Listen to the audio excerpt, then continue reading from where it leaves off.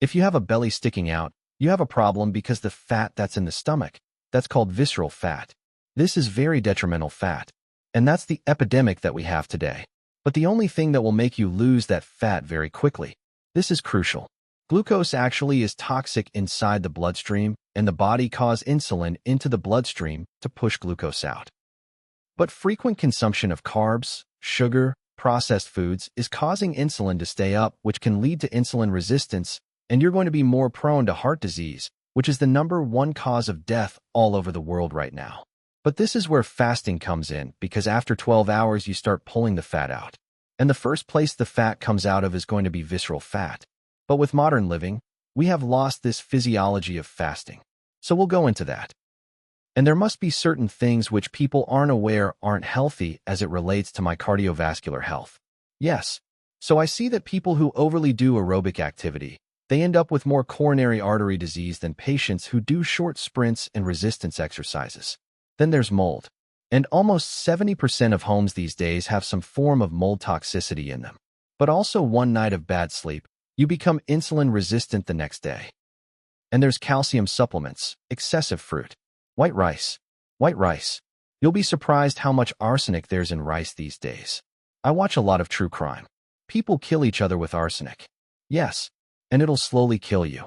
And lastly, this is going to surprise you.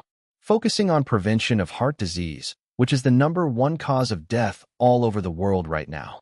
You see, the heart is made up of many parts. So this is important. It's a pump. So it's a muscle. So you have diseases of the muscle, and then you have the arteries on top of the heart, and that's called coronary artery disease. Diseases of the arteries, they block up. Then you have the valves. The valves tend to get damaged as well. For example, aortic stenosis. And then you have the peripheral circulation. All the blood vessels that go to your carotids, your brain, your legs, and to all the organs of your body. And then you have microvascular disease, which is the tiny capillaries that they become dysfunctional as well. What's a capillary? Capillary is the branch of the branch of the branch. Okay, so like the tiny little veins, final ones. Yeah, so when they become dysfunctional, that organ becomes dysfunctional as well.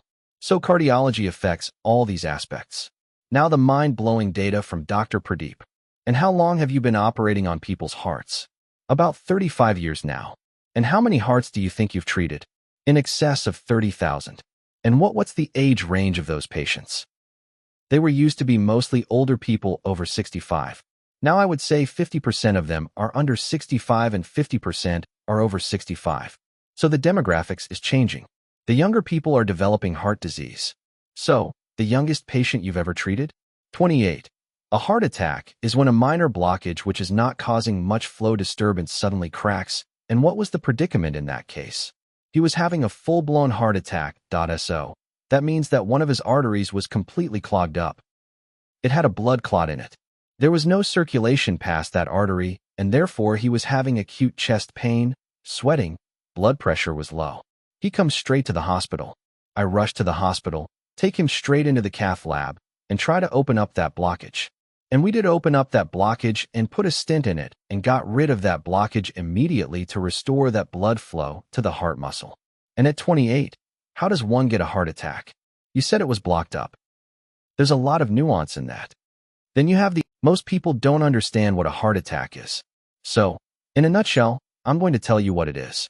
When you have a plaque is a buildup of a little fibrous material inside the artery, and that doesn't cause a heart attack. A heart attack is caused when one of those plaques cracks.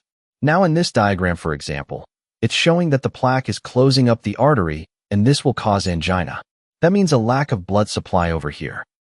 So this patient may complain of chest discomfort, or he may not complain of chest discomfort, because remember, when you have a blockage like this, only 20% of the patients actually get chest pain. That means that you could have a blockage like this in a patient, and you may not have any chest discomfort, and the only way you're going to pick that up is by doing a stress test or a coronary calcium score or some other modality to see whether he has blockage or not. It happens to the plaque that cracks off, and when it cracks open, the blood that's going past it sees the crack and wants to repair it and forms a blood clot on it. So the final thing that shuts down that artery is a blood clot. It's not the plaque that shuts it off, it's a blood clot. So a heart attack is caused by a blood clot at the site of a rupture, and what causes rupture is inflammation. Okay, so when people say that heart disease is the #1 killer of people generally that are diseased, is it that process that's causing it alone, or is there a multitude of processes that lead to heart disease? There's a multitude of things that lead to heart disease. Look, that was a heart attack. That's right. So, 1. You're making plaque. You shouldn't be making plaque. A plaque is an inflammatory area inside your arteries. It's reacting to something. And I can go into the nuance of what's the body reacting to? What's inflammation? Inflammation is reacting to something. And I think it's important for your audience and everybody to know what that something is. Now, you've got this pimple. Think of it as a pimple on the inside of the artery. Now, one day when there's enough inflammation in your body systemically, that pimple is going to crack open just like a pimple on the skin breaks open. Now, that artery has this little pimple on the inside, and it cracks open and a blood clot forms on it, and that's a heart attack. So, you don't want plaque formation. You don't want plaque instability, which is rupture of that plaque, and you don't want a blood clot to form on it. There are factors that affect each of these processes, and all 3 processes are going wrong today, and that's why we have so much plaque formation and instability of the plaque, which then leads, of course, to heart attacks and our blood in general.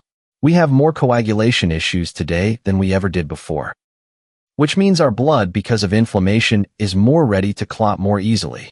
So we're having the perfect triad. It's the perfect storm. That's why we're seeing an epidemic of this. And that's why we're not making a dent in it. Yes, you can have a plaque rupture and have a heart attack, and we put a stent in you. Okay, that's fine. But what did we do to look at the underlying reason as to why you formed that plaque, and why did you rupture it? And why was your blood so clotty in the first place that made you actually seal off the artery? Is this an increasing problem? Yes, it's a huge problem because those factors have been identified now, and that's what we go for in my practice. We look for the factors. Why did you make this plaque? Why is there so much inflammation in your body? Inflammation is a reaction to something foreign. What is that foreign stuff? What is that abnormal physiology in you that your body is reacting against? Because that's what inflammation is. And inflammation, of course, whenever there's going to be inflammation, there's going to be increased. And I think it's important for your audience and everybody to know what that something is. Now, you've got this pimple. Think of it as a pimple on the inside of the artery. Now, one day when there's enough inflammation in your body systemically, that pimple is going to crack open just like a pimple on the skin breaks open. Now, that artery has this little pimple on the inside, and it cracks open and a blood clot forms on it, and that's a heart attack. So, you don't want plaque formation. You don't want plaque instability, which is rupture of that plaque, and you don't want a blood clot to form on it. There are factors that affect each of these processes, and all 3 processes are going wrong today, and that's why we have so much plaque formation and instability of the plaque, which then leads, of course, to heart attacks and our blood in general. We have more coagulation issues today than we ever did before, which means